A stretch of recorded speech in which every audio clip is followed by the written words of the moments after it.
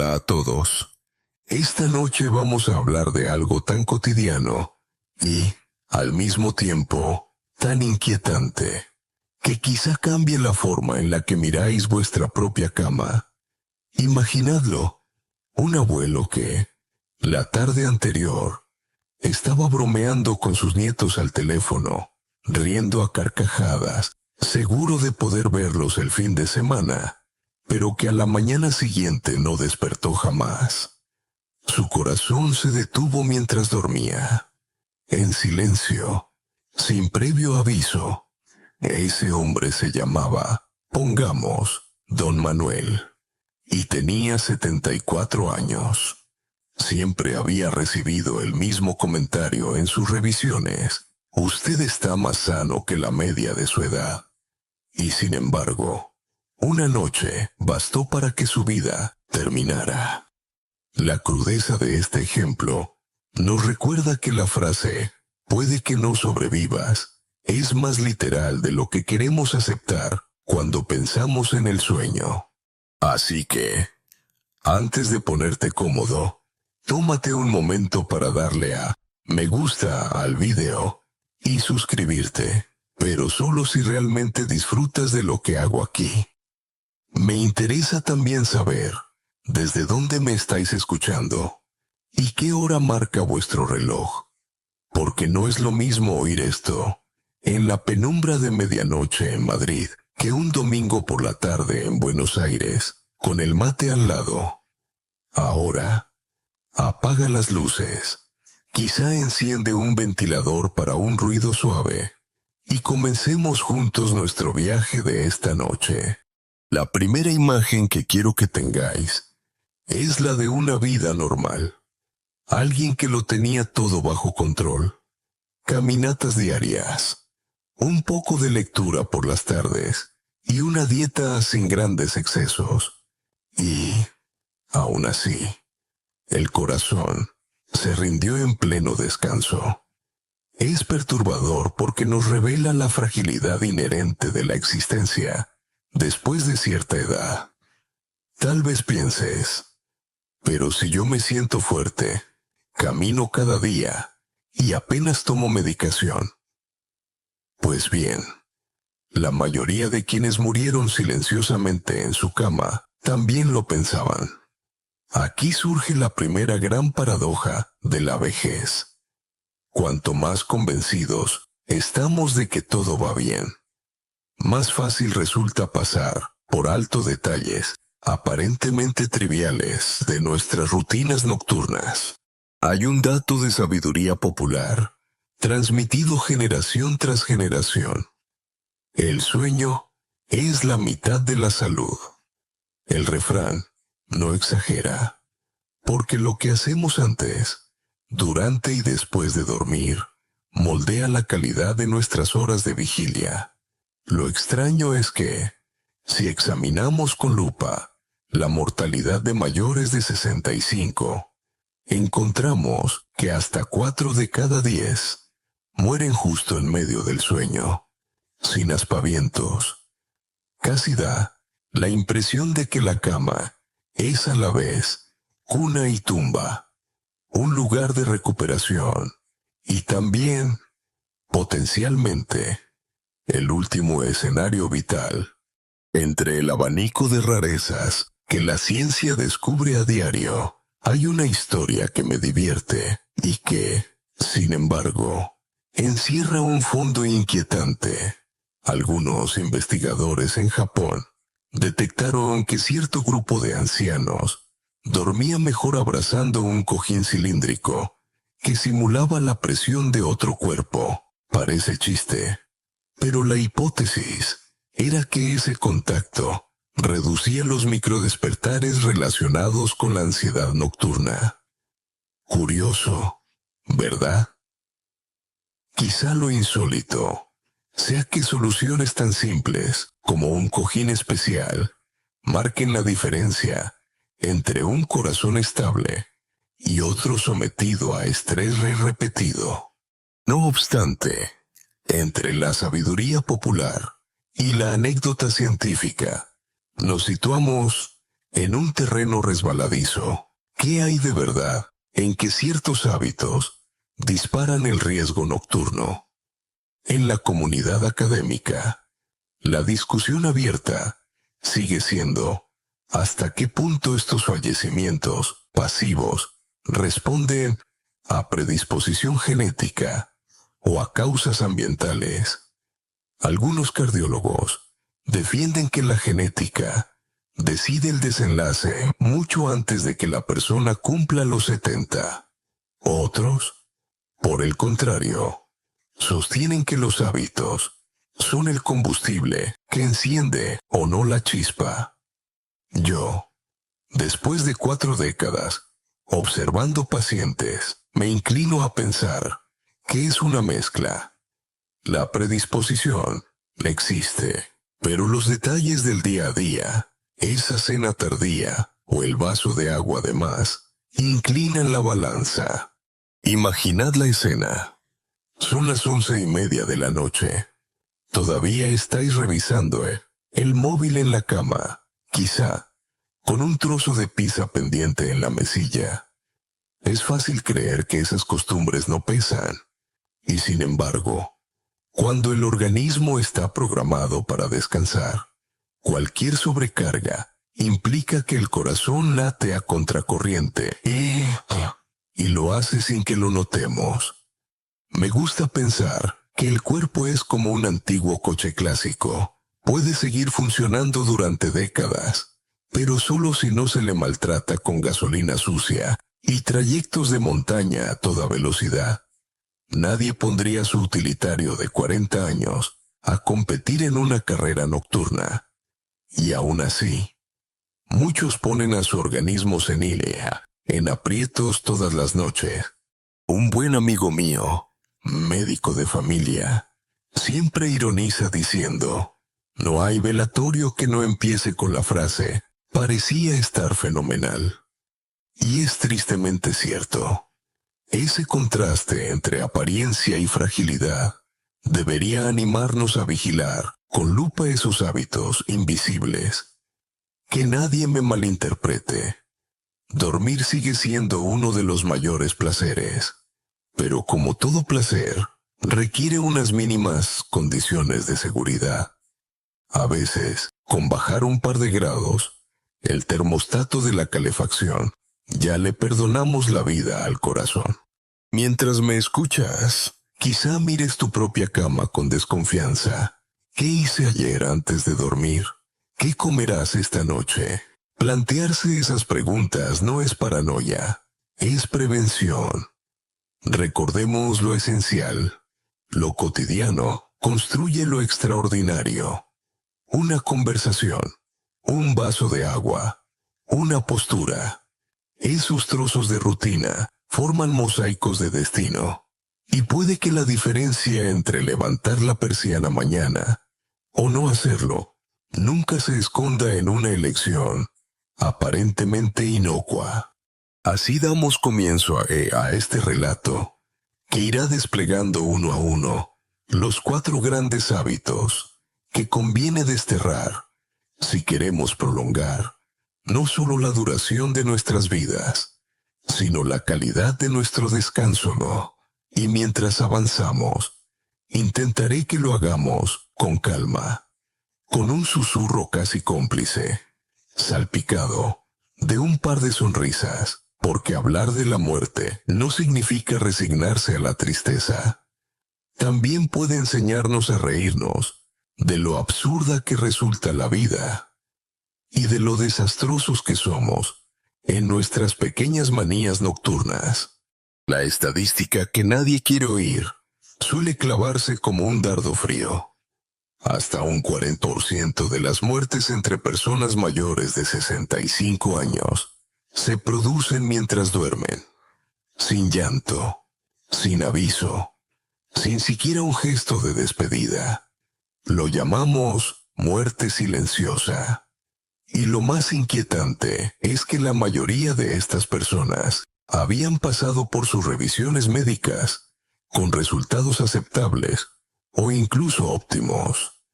Este contraste es lo que convierte la cifra en un mazazo para las familias. ¿Cómo es posible que el abuelo, vigoroso y sonriente ayer, amanezca inerte hoy?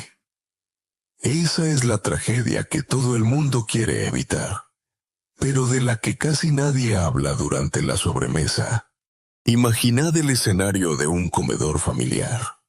10 personas alrededor de la mesa y, si nos dejáramos guiar por las estadísticas, 4 de esos mayores habrán de marcharse en su cama cualquier noche, y no por decisión propia. Pensarlo duele, pero sirve de despertador, y nunca mejor dicho. Nuestro día a día está repleto de gestos automáticos que damos por supuestos. ¿Qué hora elegimos para cenar? ¿Qué volumen de agua bebemos después de las 8? ¿A cuántos grados dejamos la calefacción de madrugada? ¿O en qué postura encajamos la almohada? Y sin embargo, cada uno de esos detalles puede orientar la escala hacia la vida prolongada o hacia la tragedia nocturna. Hace unos meses, un conocido mío comentaba divertido que en su barrio todos hablaban de dietas, gimnasios y suplementos, y nadie se refería a algo tan básico como la calidad del sueño. Él lo decía con ironía. Parecemos obsesionados con contar los pasos que damos, pero nunca contamos las horas reales de descanso que conseguimos. Y sí, el chiste tiene puntilla porque revela lo incongruente de nuestras prioridades. ¿Qué sentido tiene caminar 10,000 pasos si luego desbaratamos el corazón con una madrugada en apnea? Permíteme traerte aquí un aforismo antiguo, de esos que suelen repetir los abuelos con gesto solemne. Quien duerme mal, envejece doble. Esa sabiduría, con apariencia de exageración, encierra un trasfondo epidemiológico. Un mal descanso acelera el deterioro cognitivo y debilita la resistencia cardiovascular. La particularidad es que los daños se acumulan poco a poco, igual que las capas de polvo en un mueble olvidado. No se notan hoy ni mañana, pero tras unos años se hacen visibles en forma de caídas frecuentes, arritmias o pérdidas de memoria. ¿Y qué hay de lo extraño? Os cuento un detalle marginal, casi pintoresco. Existe un grupo de investigadores canadienses que documentaron cómo algunos ancianos dormían mejor en habitaciones con leve movimiento, como si estuvieran en un barco. Construyeron camas mecánicas que replicaban un suave balanceo, y descubrieron que ese vaivén mejoraba la consolidación de la memoria. Suena extravagante, como una cuna geriátrica, pero con base fisiológica sólida. Quizá el cuerpo nunca deja de añorar el arrullo con el que empezó la vida. Ahora bien, la pregunta obvia es, ¿habría que recomendar camas oscilantes para todos los jubilados? Ahí entra el debate académico, porque la discusión continúa viva. ¿Hasta qué punto es más importante la higiene del sueño frente al arsenal médico de fármacos e intervenciones cardiológicas? Una facción del mundo académico aboga por priorizar tratamientos farmacológicos, reduciendo la vulnerabilidad a infartos o arritmias con medicinas. Otra corriente insiste en que la base es modificar hábitos, porque ninguna píldora puede compensar una rutina tóxica cada noche. Personalmente, siempre me inclino a creer que lo pequeño manda. La pastilla sirve de escudo. Pero si seguimos atacando nuestro sistema con horarios erráticos y temperaturas inadecuadas, el resultado será el mismo, solo aplazado. He conocido personas convencidas de que dormir se recupera el fin de semana. Puede sonar gracioso, casi como la excusa de un universitario, pero en la tercera edad, esa creencia es un riesgo mortal. El corazón de un adulto mayor no entiende de calendarios flexibles. Necesita reposo constante y ritmos claros. Acumular deudas de sueño y luego pretender saldarlas, prolongando la siesta, es como inflar y desinflar un globo viejo. Tarde o temprano revienta. Y no revienta con confeti, sino con una arritmia inesperada. A veces, la tensión emocional pesa tanto como la fisiológica. Se sabe que los mayores que se acuestan ansiosos producen un cóctel hormonal que mantiene la frecuencia cardíaca irregular durante horas. Y si esos mismos mayores arrastran malos hábitos alimenticios, se produce lo que un cardiólogo amigo mío define como tormenta perfecta entre la cena, el estrés y el sueño insuficiente. Aquí se juntan ciencia y sentido común. La tranquilidad y la regularidad son tan terapéuticas como cualquier aparato de monitorización. Visto esto, cabe una reflexión colegiada. ¿Qué pasaría si todas las campañas de salud pública, en vez de enfocarse casi exclusivamente en dieta y ejercicio, incorporasen rutinas concretas de sueño como prioridad? Algunos académicos lo proponen desde hace años, defendiendo que el ahorro económico en hospitalizaciones sería colosal si se redujesen esas muertes nocturnas. Otros, en cambio, señalan que es demasiado difícil cambiar costumbres arraigadas y que la población suele preferir remedios rápidos. El debate dista de cerrarse, aunque lo evidente es que ignorar la importancia del sueño resulta un lujo cada día, menos sostenible en sociedades que envejecen rápido. Permitidme una comparación ligera para no deprimirnos. Cuidar el sueño en la vejez es como cuidar un bonsái.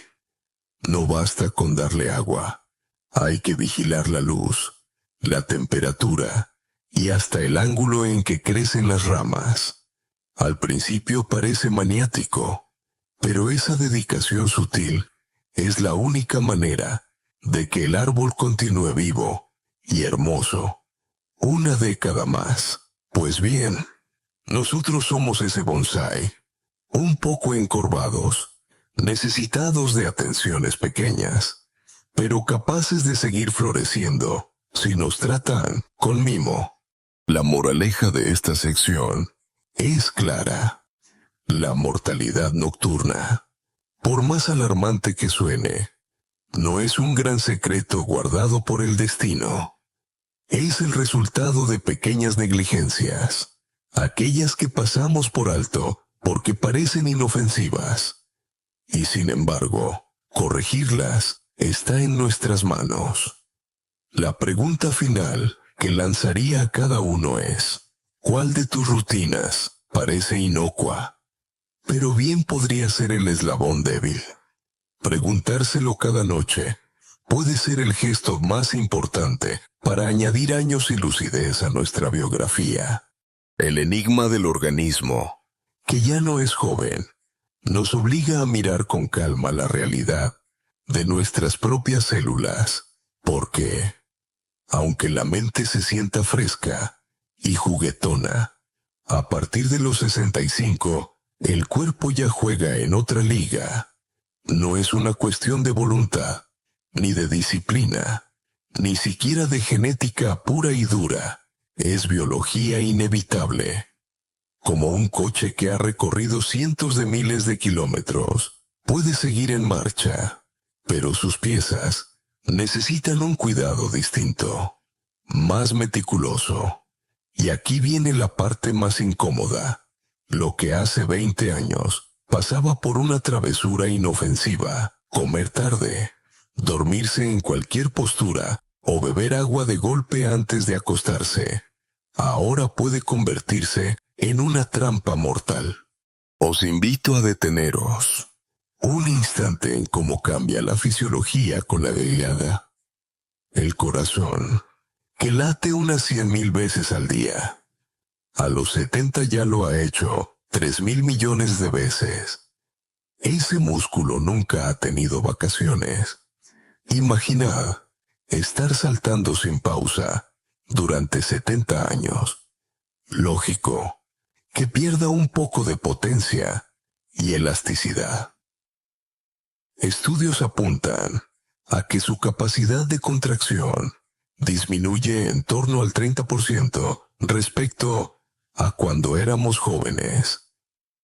Traducción sencilla: tolera menos sustos, menos excesos y menos improvisaciones. Lo mismo ocurre con los vasos sanguíneos, que van endureciéndose como tuberías antiguas. Por eso, la presión arterial tiende a ser más caprichosa, y un mal hábito nocturno puede ser la gota que colma el vaso. Literalmente. El aparato respiratorio tampoco se libra. A medida que envejecemos, los músculos que sostienen vías aéreas se debilitan y el pulmón pierde algo de elasticidad. Y eso explica que el oxígeno disponible sea menor y la fatiga llegue antes. Y sí, también explica por qué un simple ronquido puede transformarse en episodios de apnea nocturna con consecuencias serias. Esa fragilidad es invisible durante el día, cuando la actividad distrae, pero se revela furiosa durante la noche. Quiero añadir aquí una pincelada de sabiduría popular. El viejo duerme poco y sueña mucho. Es un dicho que refleja lo que muchos mayores reconocen: despertares frecuentes y una maraña de sueños intensos. Pero detrás de ese refrán hay fisiología. Con los años disminuye el sueño profundo, el llamado sueño de ondas lentas, que es precisamente la fase reparadora. Si además añadimos hábitos poco adecuados, la reducción es mayor y el cuerpo se queda sin esa sala de reparaciones nocturnas que tan urgente resulta. Lo extraño en este punto es observar cómo determinados pueblos o comunidades rurales parecen escapar de algunas de esas estadísticas. Hay un estudio curioso en las llamadas zonas azules, esas regiones del planeta con gran concentración de centenarios, que revela un patrón desconcertante. Allí, dormir siestas largas no disminuye la calidad nocturna, sino que la mejora. ¿Cómo es posible? Todavía no hay consenso. Algunos atribuyen el efecto a la dieta mediterránea, otros a la ausencia de ruidos urbanos o al vínculo comunitario. Sea cual sea la explicación, demuestra que el cuerpo humano no encaja perfectamente en los manuales médicos. Siempre hay variaciones que nos dejan con la ceja levantada. Y, como cabría esperar, en el mundo académico se abre un debate constante. ¿Debemos tratar la vejez como una enfermedad que hay que corregir o como una etapa natural con sus propias reglas? Un grupo defiende la primera opción y argumenta que cada deterioro, menos masa muscular, peor sueño, caída de memoria, debería abordarse como si fuera una patología independiente. Otro grupo lanza la visión contraria. Lo natural es adaptarse, no medicalizar. En medio estamos los clínicos, que atendemos a personas de carne y hueso, y descubrimos que quizá la solución está en una mezcla pragmática, aceptar los límites, pero reforzarlos con estrategias de higiene sencilla. Permitidme ahora un guiño con humor, porque si no, esto sonaría fúnebre. Un paciente mío, de 78 años, solía bromear diciendo que ya no necesitaba gimnasio, porque levantar las persianas cada mañana era suficiente ejercicio cardiovascular. Reía de sí mismo, pero reconocía sentirse vulnerable. Esa autoironía, curiosamente, es un antídoto muy potente contra la ansiedad de la edad, porque recordar las limitaciones no tiene por qué instalarnos en la queja perpetua. Puede hacernos más cuidadosos, incluso cómicos. Y, creedme, reír en la vejez es como engrasar las bisagras de un portón antiguo. Alarga su vida útil. La clave de esta sección puede resumirse en una idea sencilla. Lo que antes era tolerable, ahora es arriesgado. Hace 2 décadas podíamos trasnochar para ver una película completa, acostarnos con un bocadillo de chorizo y levantarnos sin demasiadas quejas. En la vejez, actos similares equivalen a cargar un fusil dirigido contra nuestro propio corazón. Parece exagerado, pero los datos clínicos lo avalan. La capacidad de adaptación disminuye, y lo que antes no pasaba factura, ahora la cobra con intereses. Un consejo práctico, derivado de esta realidad, es entender nuestro cuerpo como un termómetro frágil que reacciona con rapidez a cualquier estímulo. Una cena copiosa, un dormitorio demasiado caldeado o una mala postura multiplican los cambios de presión arterial y los vacíos de oxígeno. Es decir, que cada detalle de la rutina nocturna suma o resta minutos a nuestro reloj vital. O, por expresarlo con ironía ligera, somos como teléfonos antiguos, sin batería de larga duración. Una aplicación mal cerrada durante la noche basta para apagarnos. Concluyamos este capítulo con la pregunta esencial. Si el organismo ya no es joven, ¿estamos dispuestos a tratarlo como se merece? Porque la vejez no es un fracaso, sino una fase de privilegio en la que cada pequeño cuidado tiene un impacto mayor. Ignorar este enigma y su biología solo nos condena a sorpresas dolorosas. Observarlo, en cambio, nos da la posibilidad de escribir un final más largo y más digno a nuestra propia historia.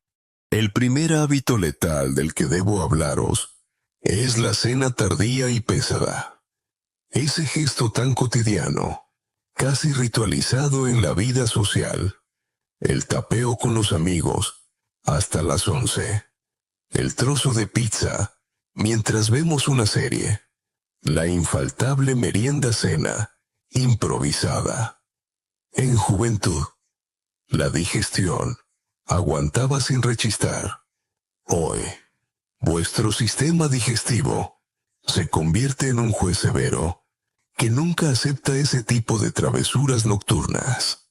Y no basta con decir, me engorda, porque el sobrepeso no es el único ni el más peligroso efecto. La verdadera amenaza se encuentra en la combinación de estómago lleno y cuerpo que quiere descansar. Pongamos un ejemplo que todos podemos visualizar. El cuerpo humano, como una maquinaria organizada, cambia al modo reposo cuando nos preparamos para dormir. La frecuencia cardíaca desciende. La presión arterial baja suavemente. Los músculos se aflojan. Un teatro donde cada actor tiene su papel. Pero si metemos en escena una cena copiosa a las 10:30 de la noche, todo se descompensa. El estómago se ve obligado a encender sus hornos para deshacer grasas y proteínas, mientras los intestinos se preparan para mover una carga pesada. Y vosotros intentáis dormir plácidamente con esa orquesta en la tripa.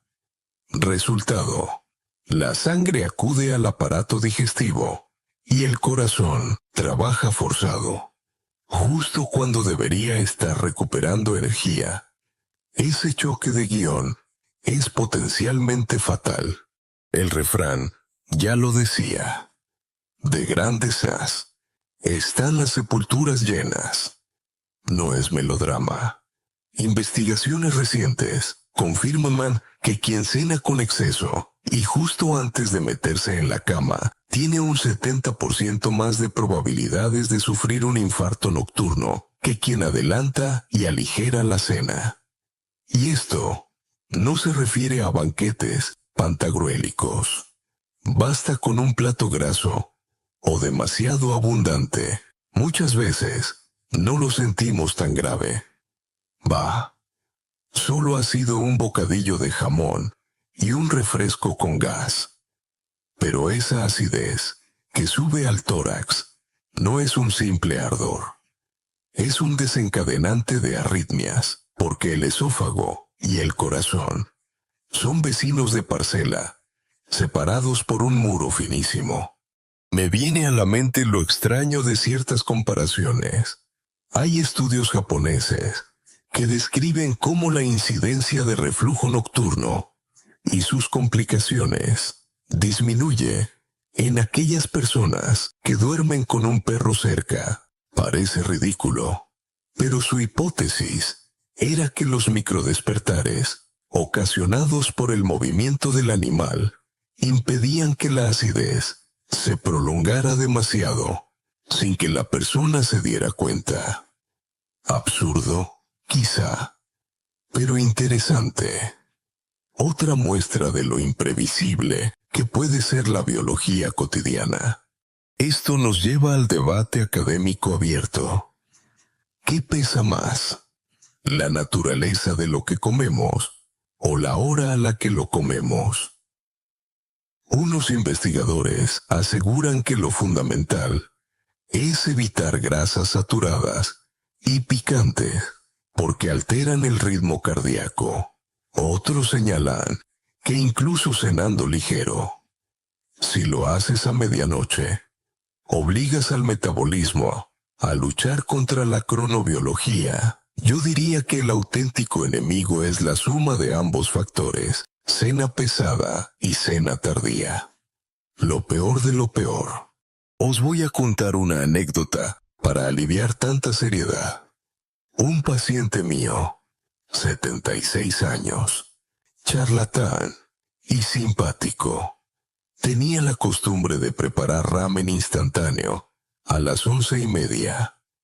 Me decía: doctor, es que si no huelo la sopa, no me duermo. Tras varios sustos de arritmia, terminó obedeciéndome a medias. Adelantó el ramen a las 9, pero se negó a abandonarlo. A la última revisión, bromeó: ahora al menos, si me muero, será feliz y bien alimentado. El humor salva, pero las estadísticas no perdonan. Redujo bastante su riesgo, simplemente cambiando ese detalle. Recordad, lo ideal es cenar 3 horas antes de acostarse. Preferir platos ligeros como verduras cocidas, pescado a la plancha o una crema suave. Y evitar tanto los fritos como los aparatosos postres. Si de verdad aparece hambre posterior, recurrid a opciones amistosas como medio plátano o una infusión de hierbas. Además de que sacian, algunos de estos alimentos aportan magnesio y triptófano, que contribuyen a un sueño más profundo, lo cual convierte a la dieta no en enemiga, sino en aliada del descanso. Una nota marginal, pero de lo más útil. Quienes toman café a media tarde todavía lo tienen, circulando en sangre. A medianoche, el cuerpo de un adulto mayor no metaboliza ese estimulante tan rápido como el de un veinteañero. Así que aunque nos digamos, el café no me afecta, cabe duda de que altera microprocesos nocturnos y se combina mal con sistemas digestivos sobrecargados. Para quienes se resisten al cambio, es fácil autoconvencerse con frases como, si no he tenido problemas hasta ahora, no los tendré.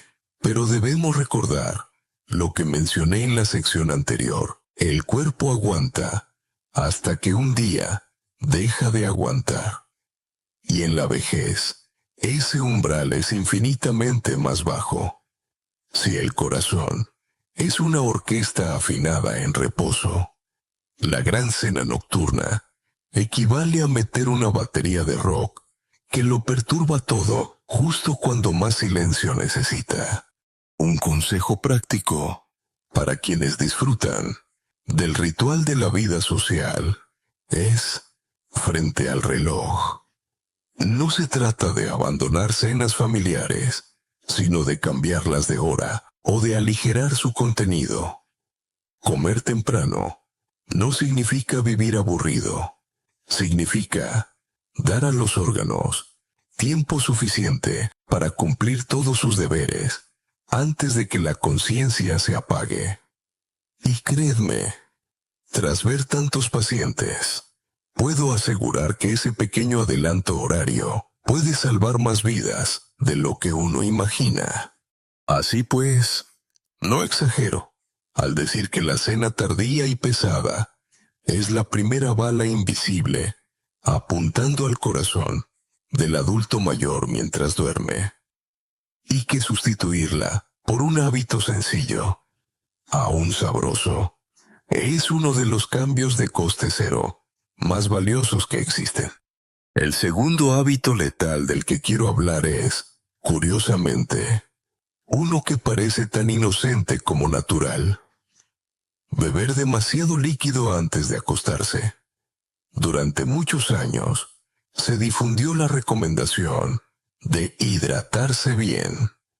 Y claro, algunos lo traducen en llenar un vaso grande de agua justo antes de irse a la cama. La intención es buena: evitar sequedad, prevenir calambres, calmar la garganta.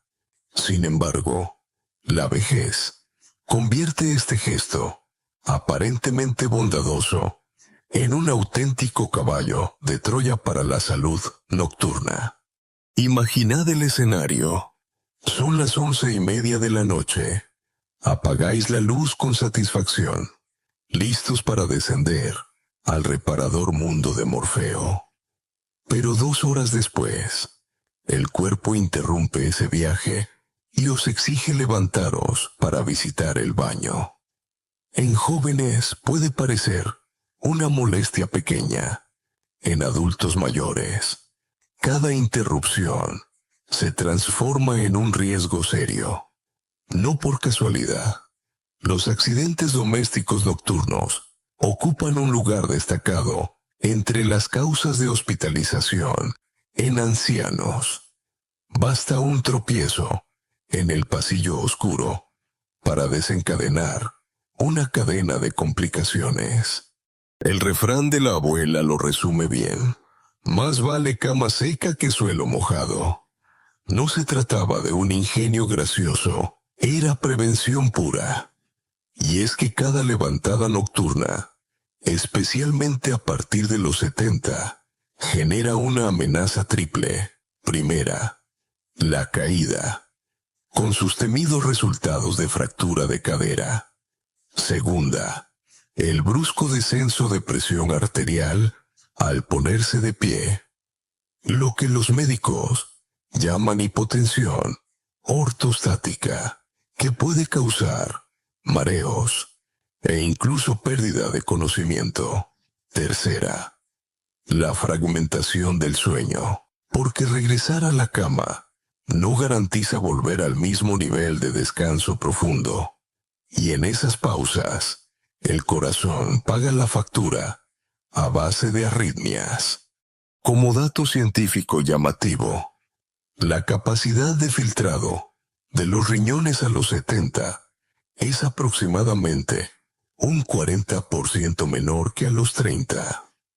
Esto significa que procesar líquidos cuesta más esfuerzo y se prolonga en el tiempo.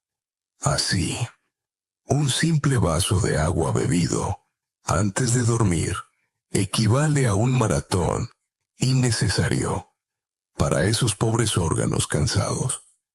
Y hay que añadir la reducción de capacidad de la vejiga, que se contrae con más frecuencia y menor tolerancia. Resultado, 3 o 4 viajes nocturnos al baño que el cuerpo ya no maneja con la misma soltura de décadas pasadas. He aquí una rareza que encontré y que, entre chiste y sorpresa, demuestra cómo la ciencia indaga en todos los rincones. Investigadores finlandeses comprobaron que, en personas muy mayores, el sueño interrumpido por visitas frecuentes al baño disminuía la producción de melatonina. Lo extraño era que algunos participantes recuperaban el ritmo hormonal. Sí, en lugar de beber agua, enjuagaban la boca con líquidos sin tragar. Conclusión: a veces basta con engañar a la sensación de sed para mantener la homeostasis intacta. ¿Ridículo tener un vaso para enjuague junto a la cama? Puede, pero es más seguro que un vaso vacío con sospechas de incontinencia. Se abre aquí un debate académico interesante. ¿Conviene recomendar una restricción estricta de líquidos por la tarde, o es más saludable mantener una hidratación constante, distribuyendo tomas durante el día? Algunos nefrólogos defienden que limitar demasiado puede predisponer a cálculos renales y estreñimiento. Y otros, en cambio, priorizan la seguridad nocturna y sostienen que el ligero riesgo de deshidratación diurna es menor que el peligro de una caída fatídica de madrugada. No existe consenso global. Lo evidente es que la balanza entre hidratación y seguridad requiere una adaptación absolutamente personal. Permitidme un guiño con humor para aligerar. Un paciente de 80 años me decía, con ironía: doctor, cada noche viajo más kilómetros de la cama al baño que a la playa en mis vacaciones. Y tenía razón. Interrumpía el sueño 5 veces. Tras convencerle de que redujera líquidos a partir de las 7 de la tarde, pasó de 5 visitas a una sola. Y entonces me confesó con una sonrisa: me ha devuelto usted mis vacaciones, porque ahora sí, descanso del trayecto interminable. Pero volvamos al aspecto serio. El sueño entrecortado. Cada despertar interrumpe el ciclo REM. Fase fundamental, no solo para el descanso emocional, sino también para la regulación de la presión arterial. Un cardiólogo amigo mío explicaba que esas subidas y bajadas de tensión generan un pulsado cardíaco que, a la larga, favorece las arritmias. Es decir, que orinar de madrugada no solo molesta, sino que literalmente machaca la salud del corazón y del cerebro. ¿Qué estrategias sencillas podemos adoptar? Primero, beber más líquidos por la mañana y durante las primeras horas de la tarde. reduciéndolos progresivamente conforme se acerca la noche. Segundo, evitar, a partir de la tarde, bebidas con cafeína o alcohol. Ambas actúan como diuréticos y multiplican las visitas nocturnas al baño. Tercero, acudir siempre al baño antes de acostarse, aunque penséis que no hace falta. Cuarto, para quienes sienten la boca seca, practicar enjuagues con agua o chupar un pequeño cubito de hielo es mucho más seguro que beber un vaso entero. Además, pensemos en la seguridad ambiental. Tener una luz suave, una linterna de bolsillo junto a la cama y pasillos despejados puede marcar la diferencia entre un paseo seguro o un accidente. Porque hasta un calcetín olvidado en el suelo puede provocar una caída de resultados catastróficos. Permitidme cerrar con otra nota pintoresca. Hay estudios que investigan el uso de calcetines de compresión nocturnos para reducir la acumulación de líquidos en las piernas durante el día, lo que luego repercute en una menor necesidad de orinar por la noche. Puede sonar extraño dormir con calcetines ajustados, pero algunos ancianos se han beneficiado notablemente. Otro recordatorio de cómo detalles inesperados pueden equilibrar el complejo puzzle de la salud nocturna. Así pues, beber demasiado antes de dormir, tan inocente que parece, es en realidad una trampa que roba descanso, multiplica riesgos y acorta la vida, como el ingenuo que deja la puerta entreabierta de noche creyendo que nada pasará. Y al final, permite la entrada del peligro. Controlar este hábito no significa reprimir la sed, sino organizar la hidratación con inteligencia. Y creedme, vuestros huesos, vuestros riñones y vuestro corazón agradecerán de por vida ese pequeño cambio de agenda. El tercer hábito letal, quizá el más subestimado de todos, consiste en dormir en una habitación demasiado cálida. Sí, algo tan aparentemente inofensivo como subir el termostato para estar a gustito puede convertirse en un enemigo silencioso. Muchos mayores, tras toda una vida de trabajo duro y de inviernos pasados entre mantas finas, sienten que ahora tienen derecho a mimarse con una calefacción generosa. Lo comprendo, se lo merecen. Pero la biología no entiende de recompensas. El organismo envejecido pide temperaturas moderadas, no calurosas. Al dormir, la temperatura corporal desciende de forma natural. Es un mecanismo ancestral que favorece la entrada en sueño profundo. Si la habitación se mantiene demasiado caliente, ese descenso se dificulta. El resultado, el cuerpo suda, pierde agua sin que nos demos cuenta y la sangre se espesa, lo que favorece coágulos. Es como si el río fluyera con menos caudal y mayor densidad. Cualquier piedra en el camino puede provocar un tapón que derive en infarto o ictus.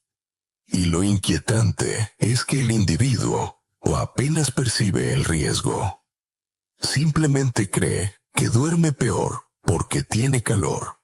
Existe un refrán menos popular que reza: quien suda dormido se despierta debilitado. Aunque suene dramático, se acerca mucho a la fisiología real. El sudor nocturno excesivo deshidrata y aumenta el esfuerzo cardíaco. Y si añadimos que muchas veces los ancianos no sienten sed con la misma intensidad que los jóvenes, al levantarse por la mañana, arrastran un déficit hídrico considerable, lo que genera mareos y facilita caídas. Una cadena peligrosa que tuvo inicio en ese gesto simple de girar el mando de la calefacción. La anécdota rara que quiero compartir, relacionado con esto, procede de un estudio en Tokio. Instalaron sensores que medían constantemente la temperatura ambiente en dormitorios de ancianos. Descubrieron algo llamativo. En habitaciones por encima de 23,5 grados, la probabilidad de sufrir eventos cardíacos nocturnos se disparaba un 33%. Lo curioso es que en hogares donde había ventiladores de techo que mantenían un suave flujo de aire, los riesgos descendían aunque la temperatura fuera ligeramente superior. Conclusión: no solo importa el calor absoluto, también la ventilación y la circulación del aire. Y aquí aparece el debate académico. ¿Qué prefieren los médicos recomendar? ¿Regular estrictamente la temperatura ambiental o trabajar en la percepción subjetiva de confort térmico?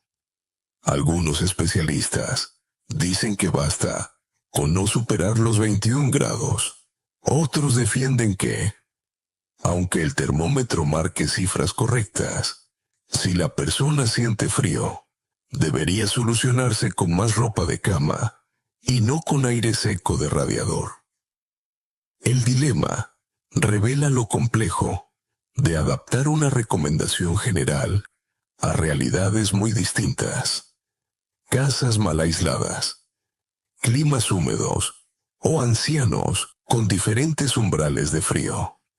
La única certeza firme es que el calor excesivo perjudica al corazón envejecido.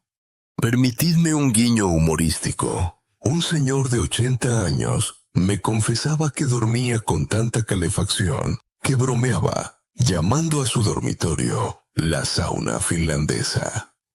Al principio lo decía orgulloso, hasta que una temporada de mareos matutinos le hizo reflexionar. Tras convencerle de bajar el termostato a 19 grados, seguía llamando al dormitorio la sauna, pero ahora lo hacía con ironía. Doctor, al menos ya no salgo cocido como un pulpo. El humor puede ser la chispa que nos mueve a cambiar. La recomendación práctica es sencilla.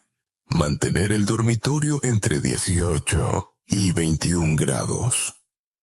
Quienes teman pasar frío, que añadan mantas o un edredón más grueso, pero que no empapen el aire seco de calefacción. Esta solución tiene doble beneficio. El calor lo aporta el propio cuerpo bajo la manta, en lugar de ser impuesto externamente, lo que permite que la fisiología nocturna funcione sin interferencias. Otro consejo curioso: los calcetines. Dormir con los pies ligeramente calientes, mediante unos calcetines de algodón, ayuda a inducir el sueño profundo, sin necesidad de calentar todo el cuarto. Es un truco simple y eficaz, que aprovecha la regulación natural del cuerpo. Y no es una moda moderna.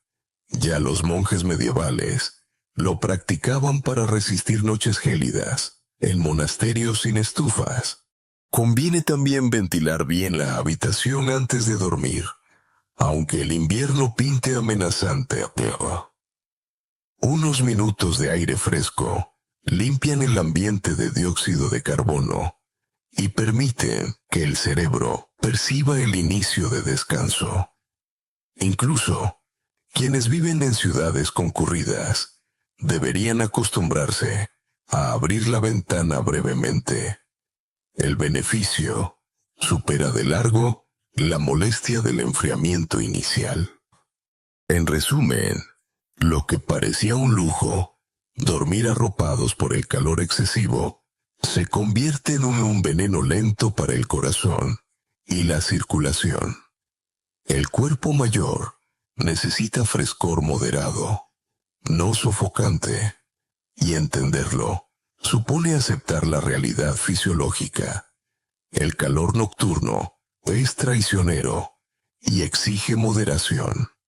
Al fin y al cabo, dormir con exceso de calefacción se parece a intentar conservar una flor hermosa metiéndola en invernadero cerrado. De tanto mimarla, termina marchitándose prematuramente. Bajar el termostato no es solo una recomendación médica, también puede ser una forma de reconciliarnos con la sensación de frescura propia del descanso. Quien aprende a dormir en ambientes templados disfruta de despertares más ligeros, corazón más tranquilo y, sí, una cuota extra de años de vida que no regalan las estufas. El cuarto hábito letal, tan cotidiano que muchos ni se lo plantean como un problema, es dormir boca arriba. Sí, esa postura que en fotografías de bebés parece angelical y que incluso los anuncios de colchones muestran como ejemplo de confort. Pues bien, pasados los 65, acostarse de espaldas muta en un auténtico riesgo sanitario. El motivo es sencillo: los músculos de la garganta y de la lengua, que con los años pierden tono, se deslizan hacia atrás gracias a la gravedad, reduciendo el diámetro de la vía respiratoria.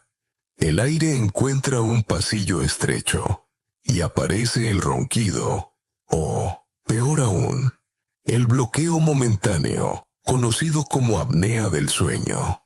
La apnea es un ladrón invisible. Extiende la noche en una secuencia de ahogos mínimos que muchas veces ni la propia persona percibe. El cuerpo, al detectar la falta de oxígeno, despierta unos segundos, acelera el corazón y después vuelve a dejarse caer. Un carrusel agotador que repite su ciclo decenas de veces por hora. El resultado no solo es cansancio diurno, también supone golpes repetidos al corazón y al cerebro, tanto que se estima que un anciano con apnea sin tratar dobla el riesgo de infarto cerebral y multiplica por 3 el de arritmias. Y lo peor, cerca del 80% de quienes la padecen ni lo sospecha. El refrán que me llega a la memoria es demoledor: quien mucho ronca, menos vive. Puede sonar a chanza, pero encierra verdades clínicas.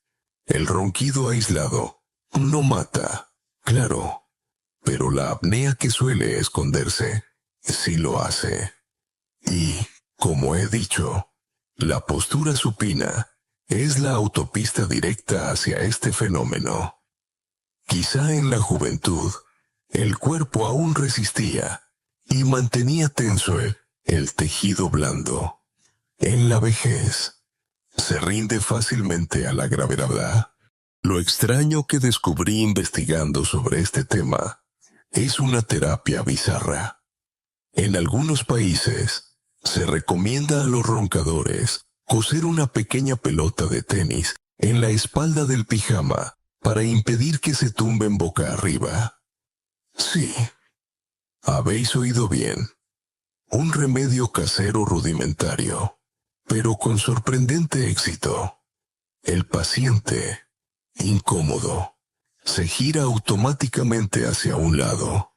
Es la intervención más barata contra la apnea posicional, curiosa, humilde y con más eficacia que algunos dispositivos sofisticados.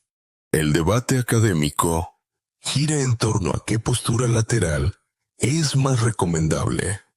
La mayoría coincide en aconsejar dormir sobre el lado izquierdo, ya que así, el corazón se libera de cierta compresión y el estómago se sitúa en un ángulo que facilita la digestión. Y otros piensan que exageramos las diferencias y que basta con cualquier posición que no sea boca arriba, pero no hay consenso pleno. Mientras ciertos estudios elevan el lado izquierdo a la categoría de panacea cardíaca, otros argumentan que alternar lados evita dolores musculares y posibles compresiones nerviosas. Yo, en consulta, suelo sugerir variar, aunque priorizo el lado izquierdo para quienes tienen antecedentes cardíacos. Permitidme una nota ligera para rebajar la densidad. Una paciente de 79 años, divertida como pocas, me decía: «Doctor, si duermo boca arriba, sueño que voy en avión. Si duermo de lado, que viajo en tren. Prefiero el tren, por lo menos no me estrello tan rápido». Reímos juntos, claro, pero ella prefería lateralizarse porque su marido ya no soportaba las sinfonías nocturnas del ronquido. Se salvó el matrimonio y posiblemente su corazón. Más allá del humor, la realidad es seria. La postura influye directamente en la supervivencia nocturna de los mayores. La apnea no tratada deteriora la memoria hasta un 25% más rápido. Genera hipertensión refractaria y triplica el riesgo de somnolencia diurna, con todos los peligros que eso implica en la vida diaria. En un adulto mayor, quedarse dormido 5 segundos viendo la televisión no preocupa. Quedarse dormido mientras cotira o conduce un corto trayecto puede ser catastrófico. Estrategias eficaces existen. La primera, entrenarse con cojines a ambos lados para mantener la postura lateral. Y otra, elegir almohadas ergonómicas que favorecen el alineamiento de cabeza y cuello. E incluso existen chalecos o bandas específicas diseñadas para impedir de manera amable la posición supina. No es cuestión de gastar fortunas, sino de ser creativos y conscientes, porque, de nuevo, hablamos de un hábito tan simple como elegir postura, pero con consecuencias tan drásticas como alargar o acortar la vida. Decía antes que los hábitos nocturnos son ladrillos pequeños que sostienen la gran muralla de nuestra longevidad. Pues bien, la postura para dormir es uno de los ladrillos centrales. Si cada noche lo colocamos en el sitio erróneo, esa muralla presenta una grieta peligrosa. Corregirlo apenas cuesta, pero la negligencia pasa factura. Me gustaría cerrar esta sección con una invitación a la reflexión.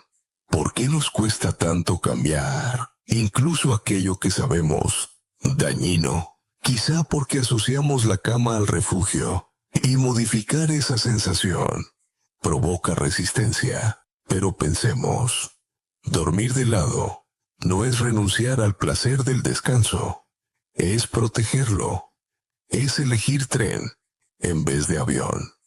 Como decía mi paciente bromista, y en la vejez, creedme, llegar tranquilos a destino vale más que cualquier ilusión de volar. Hemos recorrido ya los 4 hábitos nocturnos capaces de convertir una cama en trampa: la cena tardía y pesada, el exceso de líquidos antes de acostarse, la habitación demasiado cálida y la postura supina. Ahora toca detenernos a observar lo que ocurre cuando los cambiamos, cuando decidimos que el sueño será un aliado, no un verdugo. Porque, si bien el riesgo existe, La belleza de esta historia está en que revertirlo es posible. Imaginad a una mujer llamada Pilar, 73 años, viuda reciente, pasaba noches inquietas, levantándose al baño 3 o 4 veces, siempre cansada, siempre somnolienta al día siguiente, con un pequeño ajuste: cenar antes, beber menos líquido desde la tarde y abrir la ventana 10 minutos antes de acostarse. En 2 semanas, me dijo, duermo de un tirón, como hacía 20 años. No exageraba. Su memoria mejoró, su irritabilidad disminuyó, y el semblante de cansancio desapareció. La ciencia puede proporcionar estadísticas, la vida real, milagros modestos como este. La sabiduría antigua lo condensa en una frase: quien corrige sus hábitos gana un futuro tranquilo. A fuerza de refranes, entendemos que lo normal, lo rutinario, se convierte en medicina. Y lo irónico es que lo fundamental, temperatura, postura, alimentación ligera, sigue siendo gratuito. Nadie vende aire fresco, ni la costumbre de apagar el móvil a tiempo. Quizá esa es la razón de que lo olvidemos. Valoramos más lo que cuesta dinero que lo que de verdad sostiene la vida. Lo extraño, para añadir nuestro elemento pintoresco habitual, es que algunos experimentos con ancianos en Suiza concluyeron que quienes escuchaban sonidos suaves de naturaleza, sincronizados con la fase de sueño profundo, presentaban menos despertares y mejor consolidación de recuerdos, como si el cerebro, incluso en la vejez, agradeciera sentirse mecido por olas o viento ficticio. Ahora se comercializan máquinas de ruido blanco, pero aquella investigación demostró que bastaba con grabaciones sencillas. El hallazgo podría parecer superfluo, pero apunta a lo mismo. Pequeñas cosas alteran profundamente la calidad del descanso. En el terreno académico, hay debate abierto acerca del peso real de las conductas frente a las intervenciones farmacológicas y tecnológicas. Uno sostiene que, gracias a respiradores nocturnos y fármacos, podemos posponer durante años las consecuencias de las malas posturas o de las cenas copiosas. Y otros, entre los que me alineo, defienden que sin cambios de comportamiento, esas ayudas son muletas que acaban rompiéndose. Es un pulso entre la inmediatez de la medicina moderna y la constancia del cuidado tradicional. La verdad quizá resida en un punto intermedio: usar la tecnología cuando se necesita, pero nunca olvidar que los cimientos son hábitos firmes. Permitidme una sonrisa cómplice. Una paciente muy simpática me dijo: doctor, sigo sus consejos, no tanto para vivir más, sino para no darles la herencia a mis hijos demasiado pronto. El humor es bálsamo, pero también verdad. Cuidar de uno mismo en el sueño es cuidar del propio legado, prolongar la presencia con los nuestros. Y tal vez ninguna estadística pueda transmitir la importancia humana de esa pequeña extensión de vida y de calidad. ¿Qué hacer ahora? Tras comprender el peso de estos 4 hábitos, la respuesta no es cambiarlo todo de golpe, porque la mente humana detesta revoluciones drásticas. Empezad por un gesto: adelantar la cena 1 hora, reducir medio vaso de agua nocturna, colocar el termostato en 20 grados, o practicar la postura lateral con un cojín. Ese gesto repetido cada noche, transforma silenciosamente la estadística. Y a los 6 meses, casi sin daros cuenta, vuestra salud cardíaca, vuestra memoria y vuestro carácter serán otros. Imaginad que el descanso perfecto es un mosaico de piezas de colores. Cada hábito bien ajustado encaja una pieza en su sitio.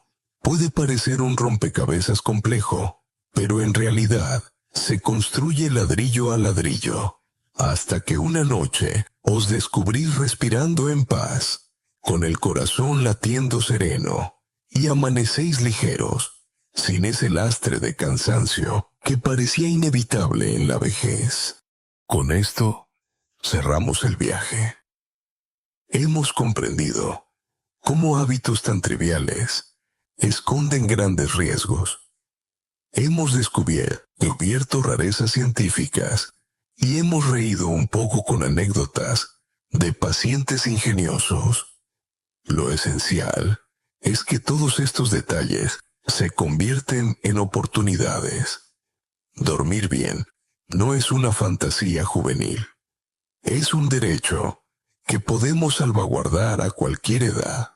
Llegados a este punto, conviene bajar el ritmo y dejar que la voz se suavice como el crepúsculo que apaga sus colores lentamente. Durante nuestro camino, hemos explorado 4 costumbres aparentemente inocentes que en la edad mayor se tornan armas escondidas, una cena copiosa y tardía, el exceso de agua antes de dormir, el dormitorio convertido en invernadero y la postura boca arriba. Detrás de cada una late un principio común: el cuerpo envejecido ya no admite excesos ni descuidos. Necesita delicadeza en cada gesto. La belleza de este conocimiento reside en que no exige sacrificios imposibles. No hablamos de costosos tratamientos ni de máquinas sofisticadas, sino de cambios simples: adelantar horarios, cuidar la temperatura, escuchar al cuerpo. Todo ello envuelto en una actitud ligera, capaz de reírse de sus propias manías. Esa risa, ese toque humano, es otra medicina gratuita que extiende la serenidad vital. Si pudiéramos resumirlo en una sola imagen, sería esta: un anciano que, tras corregir sus hábitos, duerme lateralizado en un cuarto fresco, después de una cena breve y un vaso de agua temprano. Nada espectacular, salvo que, al abrir los ojos en la mañana, prolonga un día más la alegría de sus afectos, un día más de conversaciones sencillas, un día más de vida plena. El secreto, entonces, es aceptar que la vejez no equivale a resignación, sino a ajustar la música corporal para que siga sonando armónica. Y si cada uno de nosotros toma en serio estas pequeñas recomendaciones, podremos transformarnos no en prisioneros de nuestra biología, sino en intérpretes conscientes de un último movimiento, suave, prolongado, lleno de paz. Apagad, pues, las luces. Dejad que un murmullo sereno os arrope, y descansad con la certeza de que cada gesto sabio protege vuestra próxima aurora. Fin del guión. Buenas noches.